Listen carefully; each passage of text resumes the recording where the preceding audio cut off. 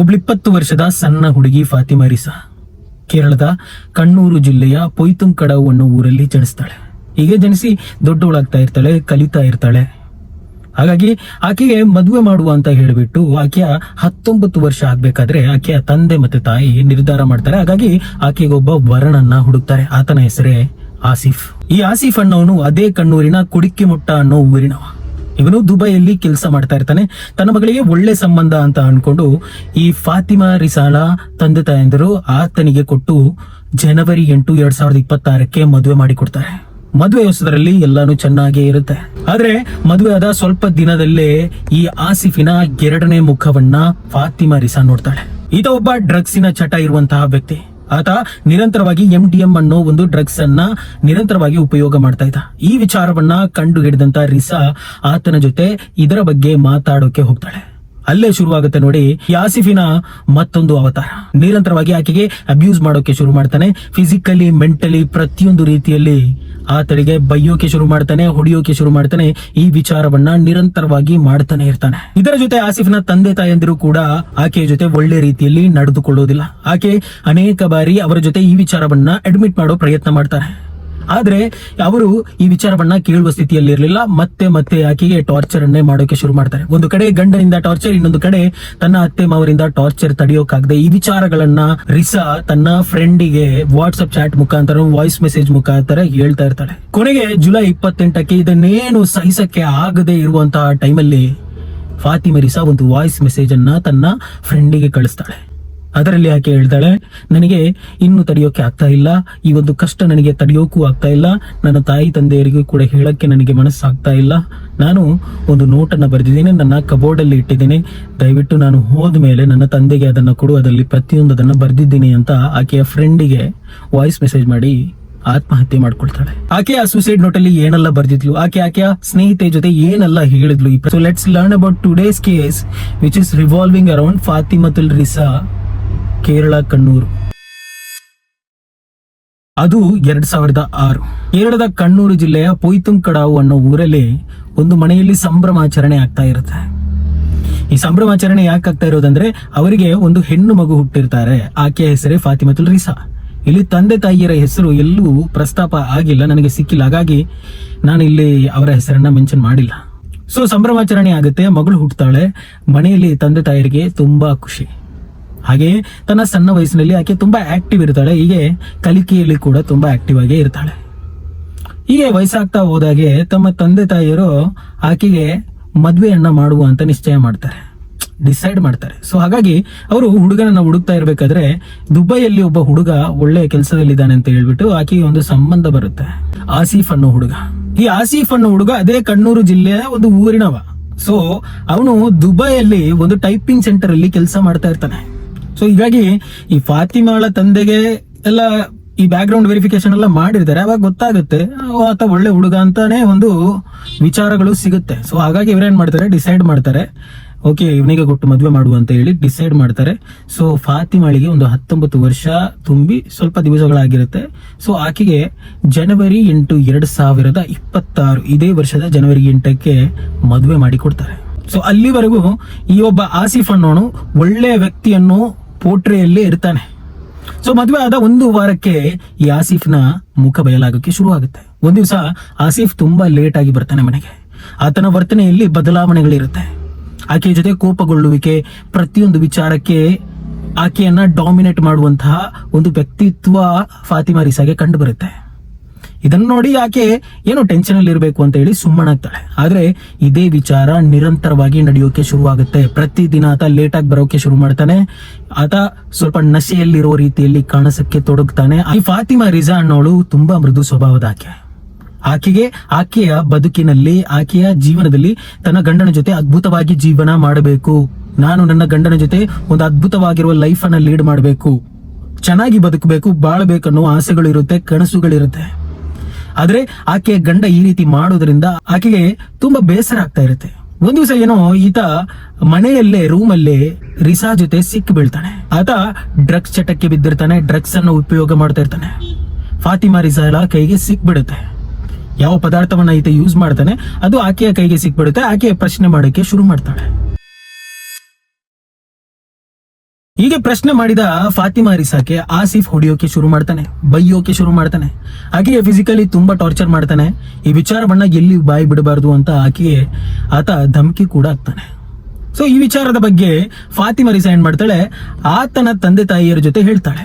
ಆದ್ರೆ ಅವರು ಆ ವಿಚಾರವನ್ನ ಡಿನೈ ಮಾಡ್ತಾನೆ ಬರ್ತಾರೆ. ನನ್ನ ಮಗ ಸರಿಯಾಗಿರೋನು, ನನ್ನ ಮಗ ಒಳ್ಳೆಯವನು, ಅವನಿಗೆ ಈ ರೀತಿಯ ಚಟ ಅದು ಇದು ಏನು ಇಲ್ಲ ಅಂತ ಆಕೆಗೆ ಹಿಂದೆ ಬೈಯೋಕೆ ಶುರು ಮಾಡ್ತಾಳೆ. ನೀನ್ ಯಾಕೆ ನನ್ನ ಮಗನ ಮೇಲೆ ಅಪವಾದವನ್ನ ಮಾಡ್ತಾ ಇದೀಯ ಅಂತ ಹೇಳಿ ಮತ್ತೆ ಮೆಂಟಲಿ ಟಾರ್ಚರ್ ಅವರು ಕೊಡೋಕೆ ಶುರು ಮಾಡ್ತಾರೆ. ಈ ವಿಚಾರ ನಿರಂತರವಾಗಿ ನಡೆಯೋಕೆ ಶುರುವಾಗುತ್ತೆ.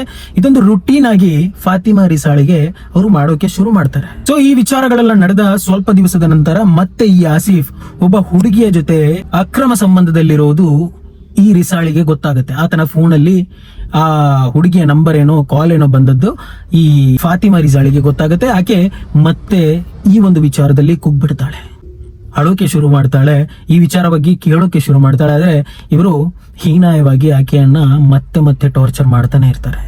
ಆಕೆಯ ವಿಚಾರವನ್ನ ಆಸಿಫಿನ ತಂದೆ ತಾಯಿ ಎಂದರೂ ಕೂಡ ನಂಬೋದಿಲ್ಲ. ಅವರು ಮತ್ತೆ ತಿರುಗಿ ಆಕೆಯ ಜೊತೆ ತಿರುಗಿ ಕೋಪಗೊಂಡು ಆಕೆಯನ್ನ ಮತ್ತೆ ಟಾರ್ಚರ್ ಮಾಡಕ್ಕೆ ಶುರು ಮಾಡ್ತಾರೆ. ಫಿಸಿಕಲ್ ಅಬ್ಯೂಸ್ ಆಗುತ್ತೆ. ಪ್ರತಿಯೊಂದು ವಿಚಾರದಲ್ಲಿ ಆಕೆ ಕುಗ್ಗ್ ಬಿಡ್ತಾಳೆ. ಫಾತಿಮಾ ರಿಸಾಳಿಗೆ ಈ ವಿಚಾರವನ್ನ ತನ್ನ ತಂದೆಗೆ ಹೇಳಿ, ತನ್ನ ತಂದೆ ಎಷ್ಟೊಂದು ಕಷ್ಟಪಟ್ಟು ನನ್ನ ಮದುವೆ ಮಾಡಿಕೊಟ್ಟಿದ್ದಾರೆ ಅನ್ನೋ ಒಂದು ವಿಚಾರ ತಲೆಯಲ್ಲಿ ಕೂತ್ಕೊಂಡು ಆಕೆಯ ತಂದೆಗೆ ಹೇಳೋದಿಲ್ಲ. ಈ ವಿಚಾರವನ್ನ ಆಕೆ ಹಂಚಿಕೊಳ್ಳೋದು ತನ್ನ ಸ್ನೇಹಿತೆಗೆ ವಾಟ್ಸ್ಆಪ್ ಚಾಟ್ ಮುಖಾಂತರ ಈ ಪ್ರತಿಯೊಂದು ವಿಚಾರ, ಈ ಅಬ್ಯೂಸ್ ಗಳನ್ನ ಮೆಂಟಲಿ ಆಗಿರ್ಲಿ ಫಿಸಿಕಲಿ ಆಗಿರ್ಲಿ ಆತ ಹೊಡೆಯುವುದನ್ನ, ಆಕೆಯ ಅತ್ತೆ ಮಾವ ಆಕೆಗೆ ಶಿಕ್ಷೆಗಳನ್ನ, ಈ ಒಂದು ಸಂಸಾರದಲ್ಲಿ ತುಂಬಾ ನೊಂದಿರೋ ವಿಚಾರಗಳನ್ನ ಆಕೆ ತನ್ನ ಸ್ನೇಹಿತೆಗೆ ಹೇಳ್ತಾಳೆ. ಈ ಪ್ರತಿಯೊಂದು ವಿಚಾರವನ್ನ ಆಕೆ ಏನೆಲ್ಲ ನಡೆಯುತ್ತೆ ಅದನ್ನೆಲ್ಲ ಆಕೆಯ ಸ್ನೇಹಿತೆ ಜೊತೆ ಶೇರ್ ಮಾಡ್ತಾ ಇರ್ತಾಳೆ. ಹೀಗೆ ಜುಲೈ 28, 2026 ಕೊನೆ ಸರಿ ಆಕೆಯ ಫ್ರೆಂಡಿಗೆ ಆಕೆ ವಾಯ್ಸ್ ಮೆಸೇಜ್ ಅನ್ನ ಕಳಿಸ್ತಾಳೆ.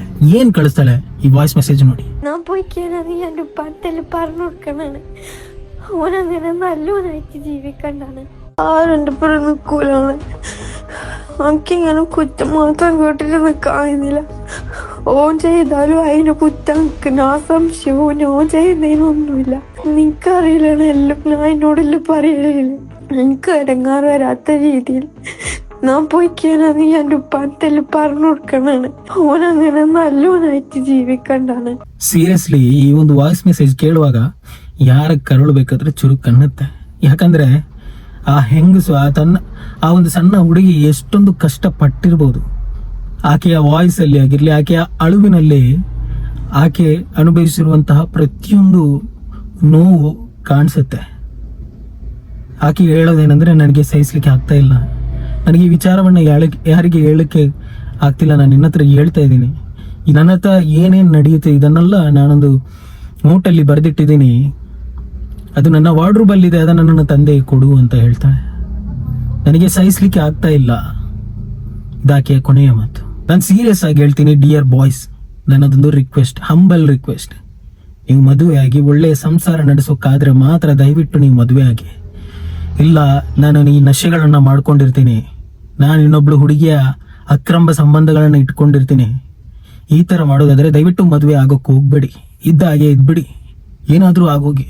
ದಯವಿಟ್ಟು ನಿಮ್ಮನ್ನ ನಂಬಿಕೊಂಡು ಬಂದಿರುವಂತಹ ಒಂದು ಹುಡುಗಿಗೆ ಈ ರೀತಿ ಮೋಸ ಮಾಡಬೇಡಿ, ಆಕೆಯನ್ನ ಸೂಸೈಡ್ ಮಾಡೋ ತರ ಮ್ಯಾನಿಪುಲೇಟ್ ಮಾಡಬೇಡಿ. ದಯವಿಟ್ಟು ನನ್ನ ರಿಕ್ವೆಸ್ಟ್. ಪ್ರತಿಯೊಬ್ಬ ತಂದೆ ತಾಯಿಯಂದಿರಿಗೆ ನಾನೊಂದು ರಿಕ್ವೆಸ್ಟ್ ಮಾಡ್ತಾ ಇದ್ದೀನಿ, ಏನಂದ್ರೆ ನಿಮ್ಮ ಮಗಳಿಗೆ ಕರೆಕ್ಟ್ ಆಗಿರುವ ಒಂದು ಮೆಚೂರ್ಡ್ ಆಗಿರುವಂತಹ, ಆಕೆ ತನ್ನ ಡಿಸಿಷನ್ ತೆಗಿಬೇಕಾಗಿರುವಂತಹ ಇಂತಹ ಸಂದರ್ಭಗಳಲ್ಲಿ ಏನು ಕರೆಕ್ಟ್ ಆಗಿರೋ ಡಿಸಿಷನ್ ತೆಗಿಬೇಕು ಅನ್ನುವಂತಹ ಮೆಚುರಿಟಿ ಬಂದಾಗಲೇ ಆಕೆಗೆ ಮದುವೆ ಮಾಡಿಕೊಡಿ. ಸಣ್ಣ ಹೆಣ್ಣು ಮಕ್ಕಳನ್ನ ಮದುವೆ ಮಾಡಿ ಕೊಡಬೇಡಿ. 18-19 ವರ್ಷ ಮದುವೆ ಮಾಡಿ ಕೊಡುವ ವಯಸ್ಸಲ್ಲ. ದಯವಿಟ್ಟು ಇಟ್ಸ್ ಅ ರಿಕ್ವೆಸ್ಟ್, ಮಾಡಿ ಕೊಡಬೇಡಿ. So let's come back to this case. ಈ ಕೇಸ್ ಏನಾಯ್ತು ಮುಂದೆ ಅಂತ ಹೇಳ್ತೀನಿ. ಆಕೆ ಅವತ್ತಿನ ದಿನ ಕೊನೆಯ ವಾಯ್ಸ್ ಮೆಸೇಜ್ ಅನ್ನ ತನ್ನ ಸ್ನೇಹಿತೆಗೆ ಕಳಿಸ್ತಾಳೆ. 4 ಪೇಜಿನ ಒಂದು ಸೂಸೈಡ್ ನೋಟ್ ಅನ್ನ ಬರೆದಿಡ್ತಾಳೆ. ಅದರಲ್ಲಿ ಪ್ರತಿಯೊಂದು ವಿಚಾರವನ್ನ ಆಕೆ ಹೇಳ್ತಾಳೆ. ಸೊ ಆಕೆ ಸೂಸೈಡ್ ಮಾಡ್ಕೋತಾಳೆ. ಆಕೆ ಸೂಸೈಡ್ ಮಾಡ್ಕೊಂಡೆ ಆದ್ಮೇಲೆ ಅನುಮಾನ ಬರದೇ ಇರಲಿ ಅಂತ ಹೇಳ್ಬಿಟ್ಟು ಈ ಆಸಿಫ್ನ ಮನೆಯವರೆಲ್ಲ ನಾರ್ಮಲ್ ಆಗಿ ಅಭಿನಯ ಮಾಡೋಕೆ ಶುರು ಮಾಡ್ತಾರೆ. They started to acting. ಯಾರ ಮುಂದೆ? ಈ ರಿಸಾಳ ಫ್ಯಾಮಿಲಿ, ತಂದೆಯ ಮುಂದೆ, ತಾಯಿಯ ಮುಂದೆ ಆಕ್ಟ್ ಮಾಡೋಕೆ ಶುರು ಮಾಡ್ತಾಳೆ. ಹೀಗೆ ನಾರ್ಮಲ್ ಆಗಿ ಎಲ್ಲಾನು ಕರ್ಕೊಂಡು ಹೋಗ್ತಾರೆ. ಆಕೆಯನ್ನ ಅಂತಿಮ ಸಂಸ್ಕಾರ ಮಾಡಿ ಇದು ಮಾಡುವ ತಕ್ಷಣ ಈ ಆಸಿಫ್ ಏನ್ ಮಾಡ್ತಾನೆ, ಅಲ್ಲಿಂದ ಪರಾರಿ ಆಗ್ತಾನೆ. ಊರನ್ನ ಬಿಟ್ಟು ದುಬೈಗೆ ಹೋಗ್ತಾನೆ. ಸೊ ಈ ಕೇಸ್ ಬೆಳಕಿಗೆ ಬರುತ್ತಲ್ವಾ, ಈ ಬೆಳಕಿಗೆ ಬಂದ ತಕ್ಷಣ ಪೊಲೀಸ್ ಏನ್ ಮಾಡ್ತಾರೆ, minister of external affairs Dubai government ಜೊತೆ ಕಾಂಟ್ಯಾಕ್ಟ್ ಗೆ ಹೋಗಿ ಈ ಆಸಿಫ್ ಅನ್ನ ಹಿಂದೆ ತರುವ ಪ್ರಯತ್ನವನ್ನ ಮಾಡ್ತಾರೆ. ಒಂದು ಚಾರ್ಜ್ ಶೀಟ್ ಅನ್ನ ಫೈಲ್ ಮಾಡಿ ಈ ದುಬೈ ಅಥಾರಿಟೀಸ್ ಗೆ ಗವರ್ಮೆಂಟ್ ಮುಖಾಂತರ ಕೊಟ್ಟು ಕೇರಳದ ಪೊಲೀಸ್ ಅವರು ಅದ್ಭುತವಾದ ಹಂಟ್ ಅನ್ನ ಮಾಡಿ ಆಸಿಫ್ ಅನ್ನ ಮತ್ತೆ ಹಿಂದೆ ತರ್ತಾರೆ. ಆಸಿಫ್ ಅನ್ನ ತಂದ ತಕ್ಷಣ ಆತರನ್ನ ಪೊಲೀಸರು ಅರೆಸ್ಟ್ ಮಾಡ್ತಾರೆ. ಅರೆಸ್ಟ್ ಮಾಡಿದ ತಕ್ಷಣ ಆಸಿಫ್ ನ ಪೇರೆಂಟ್ಸ್ ಏನ್ ಮಾಡ್ತಾರೆ ಅಂದ್ರೆ ಬೇಲಿಗೆ ಅಪ್ಲೈ ಮಾಡ್ತಾರೆ. ಕೇರಳ ಸೆಷನ್ ಕೋರ್ಟ್ ಅಲ್ಲಿ ಬೇಲ್ ಅನ್ನ ರಿಜೆಕ್ಟ್ ಮಾಡ್ತಾರೆ. ಆಸಿಫ್ ನ ತಂದೆ ತಾಯಿಯರನ್ನ ಕೂಡ ಪೊಲೀಸರು ಪ್ರಶ್ನೆ ಮಾಡಿಸೋಕೆ ಶುರು ಮಾಡ್ತಾರೆ. ಶುರು ಮಾಡಿದಾಗ ಆಸಿಫ್ ನ ಪೇರೆಂಟ್ಸ್ ಅವರು ಏನ್ ಹೇಳ್ತಾರೆ ಅಂದ್ರೆ, ತಂದೆ ತಾಯಿ ಏನ್ ಹೇಳ್ತಾರೆ, ನನ್ನ ಮಗ ಆ ರೀತಿ ಏನು ಮಾಡಿಲ್ಲ, ನನ್ನ ಮಗ ಈ ರೀತಿಯ ನಶೆ ಚಟ ಅದು ಇದು ಏನು ಇಲ್ಲ ಅಂತ ಡಿನೈ ಮಾಡೋಕೆ ಶುರು ಮಾಡ್ತಾರೆ. ಆದ್ರೆ ಅವರ ಹಿಂದೆ ಇರುವಂತ ಈ ಸೂಸೈಡ್ ನೋಟ್ ಅಲ್ಲಿ ಫಾತಿಮಾ ರಿಜಾ ಆಕೆ ಹಿಂದೆ ಮಾಡಿರುವಂತಹ ಅಟೆಂಪ್ಟ್ ಗಳ ಬಗ್ಗೆ, ಅಂದ್ರೆ ಸೆಲ್ಫ್ ಹಾರ್ಮ್ ಮಾಡ್ಕೊಳ್ಳೋಕೆ ಅಟೆಂಪ್ಟ್ ಮಾಡಿರ್ತಾಳೆ, ಅದರ ಬಗ್ಗೆ ಇನ್ವೆಸ್ಟಿಗೇಷನ್ ಮಾಡಿಕೊಂಡು ಪೊಲೀಸರು ಆಕೆ ಲಾಸ್ಟ್ ಟೈಮ್ ಎಲ್ಲಿ ಅಡ್ಮಿಟ್ ಆಗಿರ್ತಾಳೆ ಅಲ್ಲೋಗಿ ಇನ್ವೆಸ್ಟಿಗೇಟ್ ಮಾಡುವಾಗ ಅವರಿಗೆ ಗೊತ್ತಾಗುತ್ತೆ ಈಕೆ ಇದಕ್ಕೂ ಮುಂಚೆನೂ ಈ ತರ ಸೆಲ್ಫ್ ಹಾರ್ಮ್ ಮಾಡ್ಕೊಳ್ಳೋಕೆ ಪ್ರಯತ್ನ ಪಟ್ಟಿದ್ದಾಳೆ. ಈ ವಿಚಾರದ ಬಗ್ಗೆ ಅವರ ಜೊತೆ ಪ್ರಶ್ನೆ ಮಾಡೋಕೆ ಶುರು ಮಾಡ್ತಾರೆ. ಪ್ರತಿಯೊಂದು ವಿಚಾರ ಬಯಲಾಗುತ್ತೆ. ಸೊ ಇವಾಗ ಈ ಕೇಸ್ ಕೋರ್ಟ್ ಅಲ್ಲಿದೆ, ಸೊ ಟ್ರಯಲ್ಸ್ ಅಲ್ಲಿದೆ. ಏನು ಮುಂದೆ ಆಗುತ್ತೆ ಅಂತ ನೋಡುವ. ನಾನು ಆ ದೇವ್ರ ಹತ್ರ ಬೇಡ್ಕೊಳ್ಳೋದೇನಂದ್ರೆ, ಈಕೆಗೆ ಒಂದು ಅಮಾಯಕ ಹೆಣ್ಣಿಗೆ ಈ ತರ ಅನ್ಯಾಯ ಆಗಿದೆ, ಯಾರೆಲ್ಲ ತಪ್ಪು ಮಾಡಿದ್ದಾರೆ ಪ್ರತಿಯೊಬ್ಬರಿಗೆ ಕಠಿಣವಾದ ಶಿಕ್ಷೆ ಆ ದೇವರು ಕೊಡ್ಲಿ, ಆ ಕೋರ್ಟ್ ರೂಪದಲ್ಲಿ ಅದು ಕೊಡ್ಲಿ, ಇವರಿಗೆ ಜೀವಾವಧಿ ಶಿಕ್ಷೆ ಆಗ್ಲಿ ಅನ್ನೋದು ನನ್ನ ಭಾವನೆ. ಸೊ ಇಲ್ಲಿ ತುಂಬಾ ವಿಚಾರಗಳನ್ನ ಹಂಚಿಕೊಳ್ಳೋ ಹಾಗೆ ಇಲ್ಲ, ಯಾಕಂದ್ರೆ ಈ ಕೇಸ್ ಕೋರ್ಟ್ ಅಲ್ಲಿದೆ, ತುಂಬಾ ವಿಚಾರಗಳು ಕಾನ್ಫಿಡೆನ್ಶಿಯಲ್ ಆಗಿದೆ. ಸೊ ನಾವು ಇಲ್ಲಿ ಮಾತಾಡಿದ್ರೆ ಅದು ಪ್ರಾಬ್ಲಮ್ ಆಗುತ್ತೆ. ಸೊ ಹಾಗಾಗಿ ಇಷ್ಟು ಚುರುಕಾಗಿ ಹೇಳೋ ಪ್ರಯತ್ನವನ್ನ ನಾನು ಮಾಡಿದ್ದೇನೆ. ಮುಂದಿನ ದಿವಸ ಯಾವಾಗ ಈ ಟ್ರಯಲ್ಸ್ ಮುಗಿದು ಫೈನಲ್ ಜಡ್ಜ್ಮೆಂಟ್ ಮಾಡುತ್ತೆ, ಈ ಕೇಸಲ್ಲಿ ಏನೆಲ್ಲ ಆಯ್ತು, ಆ ಸೂಸೈಡ್ ನೋಟ್ ಅಲ್ಲಿ ಕಂಪ್ಲೀಟ್ ಆಗಿ ಏನೆಲ್ಲ ಇದೆ, ಇದನ್ನೆಲ್ಲ ಹೇಳುವ ಪ್ರಯತ್ನವನ್ನ ನಾನು ಮಾಡ್ತೀನಿ. So I hope you keep your loved ones close, ಅವರನ್ನ ಸೇಫ್ ಆಗಿ ಇಟ್ಕೊಳ್ಳಿ. ನಾನು ನಿಮ್ಮನ್ನ ಮುಂದಿನ ಕೇಸ್ ಜೊತೆ ಸಿಗ್ತೀನಿ. ಅಲ್ಲಿವರೆಗೆ ಕೀಪ್ ವಾಚಿಂಗ್ ಇರ್ಷಾನ್ ಮಂಗಳೂರು. ನೀವು ಟ್ರೂ ಕ್ರೈಮ್ ಡಾಕ್ಯುಮೆಂಟ್ರಿ ಇಷ್ಟಪಡ್ತೀರಂತ ಆದ್ರೆ ನನ್ನ ಚಾನಲ್ ಅನ್ನ ಸಬ್ಸ್ಕ್ರೈಬ್ ಮಾಡಿ, ಯಾಕಂದ್ರೆ ನಾನು ಅದನ್ನೇ ಇಲ್ಲಿ ಮಾಡ್ತೀನಿ. ಧನ್ಯವಾದಗಳು.